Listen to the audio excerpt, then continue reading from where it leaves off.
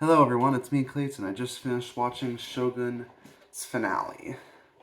So following the death of Mariko at the end of episode 9, John Blackthorne is naturally traumatized by this death, and we actually see in the future how his kids end up learning about his time in Japan when it comes to the equipment that he brings back to his nation, and when he's basically an old man resting and seemingly sick. So on top of those scenes, we see that Blackthorne is actually allowed to go back to Toranaga's domain and to leave Osaka without incident, in comparison to the last time where he was meant to die in the woods near the beginning of the series.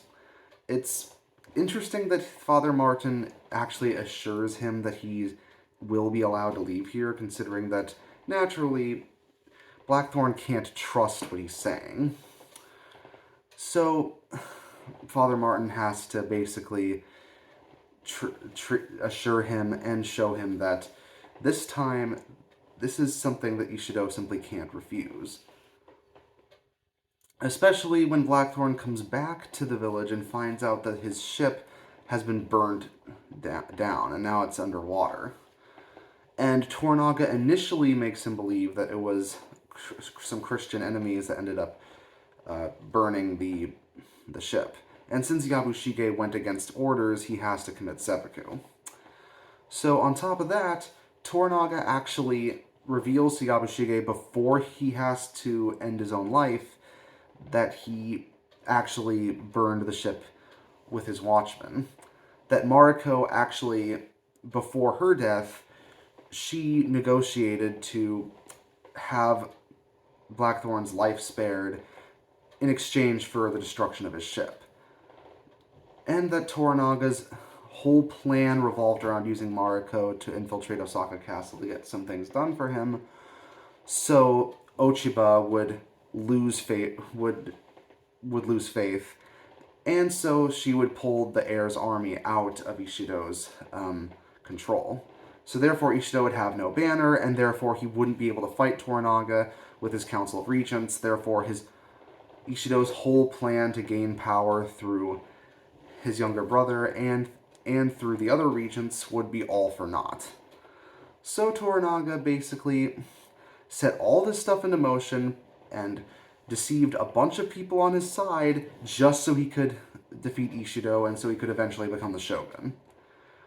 Naturally, Yabushige is more than a little perplexed that his lord would go to such extreme lengths just to do this, but you could say that desperate times call for desperate measures on his part. Plus, Blackthorne doesn't end up with an entirely unhappy ending, considering he is willing to rebuild the ship and also to pull it out of the water after Blackthorne initially thinks of ending his own life, but Toranaga just stops him from doing so. Plus, he does help Fuji get closure on her part, considering she gets to spread her husband and son's ashes into the sea. So, Shogun actually is a very understated but also really well done finale. There's no real action or battles there, but that's because the show is never fully about those. While there are fights here and there, the story was more about the maneuvering between the various figures of the setting, between Toranaga, Ishido, the Council of Regents, Ochiba, and even Toranaga and Mariko.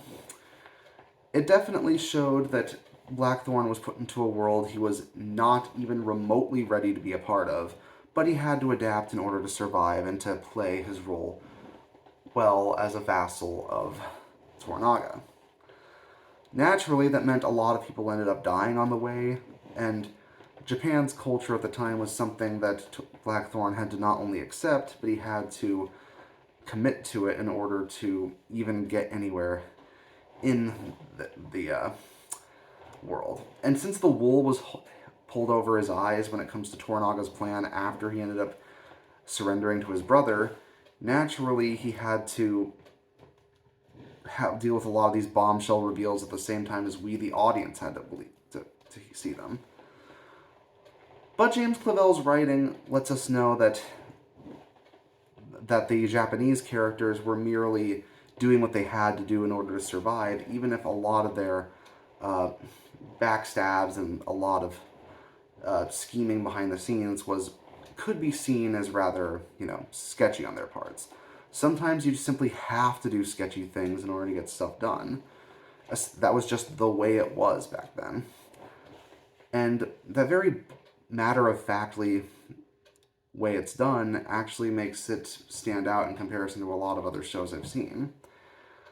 When you combine that with amazing production design, excellent music, and great acting from everyone involved, especially Hiroyuki Sanada,